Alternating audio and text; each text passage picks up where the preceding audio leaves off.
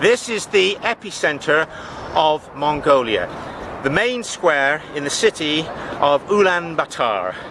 And right in front of us, back in the background, is the Parliament building. But unfortunately, Genghis Khan's statue is being scaffolded. Otherwise, he'll be brooding over his empire that stretched from here to Hungary. Ulaanbaatar is a normal looking sophisticated city peppered with a few fragments of Mongolian religion, which is exemplified by Tibetan Buddhism. So we've got a sophisticated city. But from my experience of being here for 3 weeks and being outside the city, from here to 15 miles in any direction, you are in a totally different world.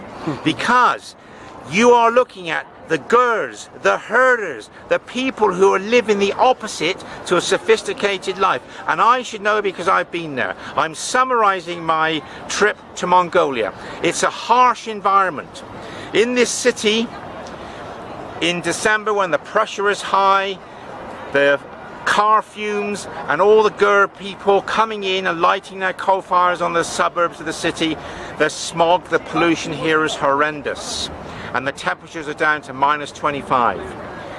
But I've been touring the center part of this country, and what I've seen is the steppe scenery at an altitude of 1,850 meters in the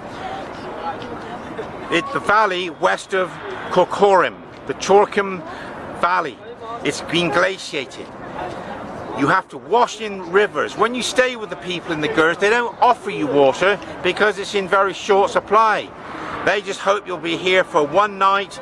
You don't bother shaving. And if you don't have your wash, doesn't matter, just eat the food, go, and they just replace the mattress and the pillow.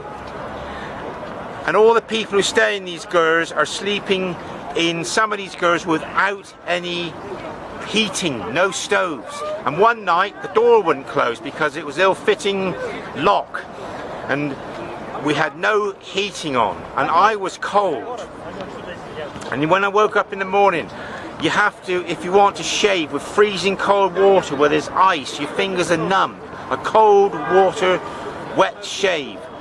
Then if you want to wash your feet, it's more cold water. And if you're lucky and you're in the mountains, you will have access to freezing water in a river, which is better than paying about £1.50 for water dribbling out of a shower head which is fed by a container of water gravity fed on the roof. The food is basic in the Gurs. They'll give you camel milk and pastry biscuits. And then when you travel, you're traveling on tracks that are sand, mud, stones, gravel, bumpy. In transport, we're being rocked around, and you are breathing in the driest air possible. It's also dusty. Beyond the steppe scenery, we saw the Gobi Desert, where water was in very short supply, and people bring it to their Gurs in little plastic tanks. They won't offer it to you, you have to ask for it. And if you're seen tipping water over yourself, you'll probably be condemned as being very selfish. So life has been utterly tough. It's been devoid of comforts. There's been camel rides, there's been 200 or 300 kilometers traveled in a Russian van every day. The people have been hospitable. You can travel for miles and see nobody. The animals we've seen, gazelles, sheep, yak, horses, camels, and people living in Gurs in the middle of nowhere. They might have a neighbour 2 miles away in another Gur, and these Gurs are made of white canvas. They're round with a flattish sloping roof to avoid the wind. They are traditional. They weigh 250 kilos, they can be packed onto a couple of camels or onto a van, and they're moved. And these people are living totally opposite lives to these sophisticated city dwellers. And I'm wondering how many of these city dwellers have ever gone and slept in a Gur for a few nights, or gone to the outback using the Australian phrase. It's been a totally marvellous experience coming to Mongolia. I've never known a country like it. It's one extreme to another. The city to people living in absolute rural discomfort. They're used to it, they're hardy, they'll be in their girths when it's minus 30 outside. Maybe there's a lot of babies born in September. So it's been a wonderful experience, but because it's been a rough, difficult, harsh environment, there's not many people beyond their mid-30s that I've seen traveling on these expeditions. I'm 63, I don't mind sleeping in a tent outside in the middle of nowhere, providing I'm warm. But I've been caught off guard. I didn't bring a warm enough sleeping bag. I needed a woolly hat. I didn't bring one.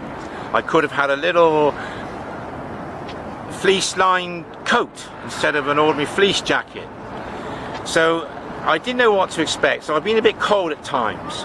If there was more water around, I'd have been happier. The food supplied by the expedition leader was very imaginative. It was healthy and simple, a lot of pasta meals. Breakfast was good, and we were up about 7:30 and we travelled until about 5:30 to another gur camp. Often they had no showers, some had no heating, and you were in an environment that was totally windswept and inhospitable.